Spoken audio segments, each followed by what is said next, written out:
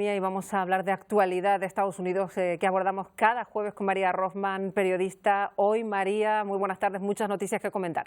Así es, buenas tardes, Marta. Bueno, vamos a empezar, si te parece, por lo que se ha vivido en Miami con ese desplome parcial de un edificio. Hace casi una semana, 18 fallecidos y estamos en el séptimo día de una macrooperación de búsqueda muy complicada y a la espera de que llegue Joe Biden a la zona.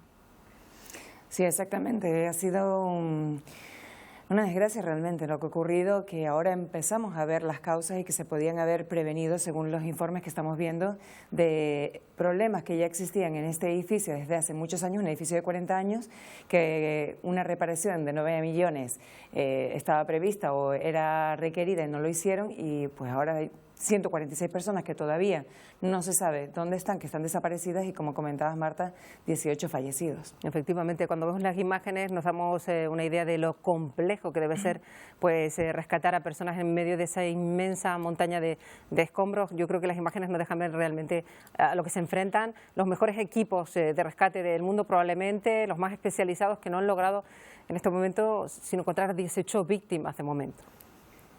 Claro, estamos hablando de 12 pisos que quedaron en menos de uno. La cantidad de escombros es increíble, muchos de ellos pues tienen bordes afilados, son peligrosos, ha habido lluvias en la zona bastante importantes, se han producido explosiones también. Todo esto ha puesto en riesgo la operación, la vida de las personas que están buscando a posibles sobrevivientes, y aunque todavía dicen que es una búsqueda activa, las esperanzas, pues por supuesto que empiezan a bajar poco a poco, porque han pasado los días, ya hace una semana, y todavía ya no escuchan ningún tipo de sonidos que puedan alertar a las autoridades de que hay gente todavía ahí. Pero vamos, que todavía la esperanza es lo último que se pierde, y continúan estas labores, pero muy complicadas. Por eso va Biden, ya decimos que nada, estará por esa zona. Es muy temprano todavía en Miami, pero va a estar allí mostrando su apoyo a toda esta ingente cantidad de especialistas que están tratando de ayudar a las familias que sigan la espera, ¿no? Sí, supuestamente además viene acompañado de la primera dama, de Jill Biden, y momentos muy difíciles. De hecho, las historias que han contado las personas que pudieron sobrevivir a esta hecatombe, por decirlo de alguna manera, cuentan unas historias terribles, ¿no? Una mujer, por ejemplo, que saltó se cayó desde el 9º piso hasta el 5º, se fracturó la pelvis, iba con su hija de 16 años que estaba inconsciente, y aún así la mujer consiguió salir ella y sacar a su hija del edificio. Imagínate, con la pelvis rota. Con historias como esa, pues muchísimas. Imagínate, pues nos estaremos muy pendientes de crónicas que nos lleguen desde allí, desde Miami. Pues en nada llegará Joe Biden, pero hasta ese momento, María, vamos a hablar de otro presidente, como dicen allí, expresidente para los españoles, Donald Trump, que ha visitado el muro fronterizo de Texas para quejarse de cómo el gobierno de Joe Biden, a su juicio, desintegra las políticas migratorias que él impulsó. Ha acusado al gobierno actual de Estados Unidos de irresponsable, que dice que va a registrar los números más altos de inmigración ilegal en 20 años. Vamos a escuchar parte de lo que decía. Biden está destruyendo nuestro país, y todo comenzó con una elección falsa. Porque el grande fue ganado por una persona muy diferente, y no tendrían estos problemas. Esta pared se habría completado. En 2 meses todo podría haberse finalizado. Se habría pintado y no haberla dejado allí, pudriéndose y oxidándose. Hubiera sido perfecto. Podría haber sido perfecto, decía Trump. La verdad es que llama la atención, al margen de su pues, opinión sobre la política migratoria, que insista de nuevo en lo de las elecciones, ¿no? Sí, exactamente, es un disco rayado a estas alturas. Incluso muchos de sus seguidores más acérrimos están empezando ya a cansarse de este discurso repetitivo de que le robaron las elecciones, y continúa con la misma historia realmente, ¿no?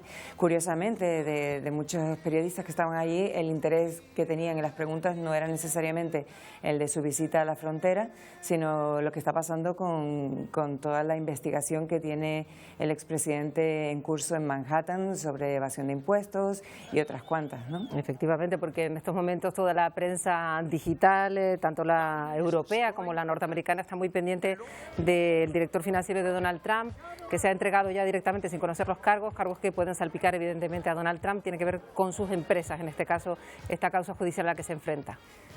Sí, parece que recientemente, hace apenas una hora, se ha entregado Weisselberg, que era el CFO de Trump desde 1973. Le iban a poner los cargos, sobre las 2 de la tarde hora de Nueva York se iban a anunciar y sin embargo ha decidido ir y entregarse previamente. Hasta ahora mismo no se prevé que Donald Trump vaya a recibir cargos, pero por supuesto que sí su organización, y lo que sí es verdad es que ahora la Fiscalía, teniendo a Weisselberg como persona que se ha entregado y con ello pues asumimos que está aceptando algunos de los cargos que vamos a enterarnos en breve cuáles eran, tiene muchísima más presión para que esta persona colabore con las autoridades en este caso, ¿no? Bueno, María, por cierto, dejamos a Trump para hablar de Biden porque al margen de esta situación de Miami tiene otras muy urgentes. El presidente ha anunciado directamente que le sube el sueldo a los bomberos contratados por el gobierno porque está tratando de contener el impacto de los incendios en el oeste del país, porque la medida llega mientras hay 36 sucediéndose en California, Oregón, Washington, Colorado, Arizona, y muchos casos evidentemente pues tiene que ver con esa ola de calor sin precedentes que azota la costa oeste con temperaturas cercanas a los 50 grados. Es inaceptable. El equipo de bomberos gana al menos $15 la hora. Proporcionaremos bonificaciones adicionales del 10% para aquellos que trabajan en las líneas del frente. Pero un impulso único no es suficiente. Estos hombres y mujeres valientes corren un riesgo increíble y merecen que se les paguen buenos salarios. Bueno, pues se refería a los bomberos, evidentemente está muy preocupado por lo que puede haber de sí este calor, esos incendios que se suelen producir, pero claro, con 50 grados pueden ser incluso peores. Sí, estamos viviendo una época de sequía bastante importante en la zona oeste del país, entonces todas estas medidas son importantes ya que cuanto antes acatarlas para que se pueda hacer frente a los incendios que seguramente van a ser más, como decías Marta, porque además de la sequía estamos viviendo una ola de calor importantísima que al menos por otros 5 días va a continuar y que está dejando un centenar de muertos, unas temperaturas imposibles que además la gente no puede combatir en muchos casos porque está provocando fallos en los servicios de electricidad, así que no tienen ni siquiera aire acondicionado. 50 grados centígrados provoca fallos mortales, o sea, la gente se muere, es realmente una crisis, ¿no? Efectivamente, no sé si se estaban adoptando determinadas medidas en los estados afectados porque enfrentarse a esta situación no es fácil. Estamos hablando de 50 grados sostenidos durante el día y de noche temperaturas que superan los 24-25 grados, que ya son altas cuando es de día. Exactamente, estamos hablando sobre todo de la zona oeste del Pacífico, donde están, y también en Canadá, donde están sufriendo estas temperaturas.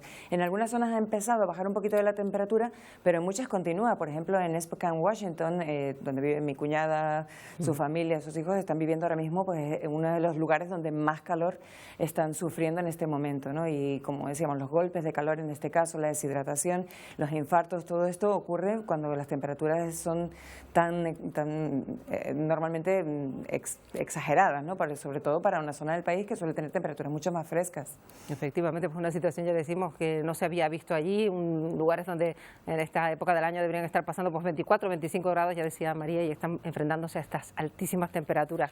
Muy pendientes de esa visita, María, de Joe Biden y también de ese 4 de julio, el fin de semana, de nuevo una fiesta nacional americana marcada todavía por la salida de la pandemia. Lo hablamos la semana que viene. Hasta la próxima.